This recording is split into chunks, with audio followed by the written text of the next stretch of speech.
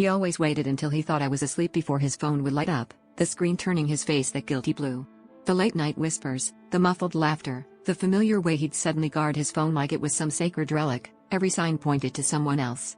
My stomach twisted every time he claimed it was work, but the timing never made sense. I started counting the hours he disappeared into the living room, the way he'd silence his phone if I got too close. One night, the walls finally cracked. My best friend showed up at my door out of breath, eyes wild, clutching her jacket so tightly her knuckles turned white. She didn't say a word, just shoved past me into my apartment. I could feel the question burning in my throat, but she broke first. "I need to tell you something about him."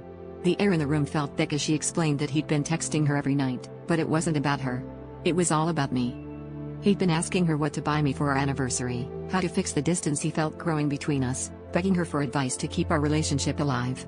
She showed me the messages, pages and pages of his desperation, his plans, his confessions of how lost he felt trying to make me happy. My anger collapsed into confusion, then humiliation as I realized I'd painted a villain where there was just a terrified man trying to keep me close.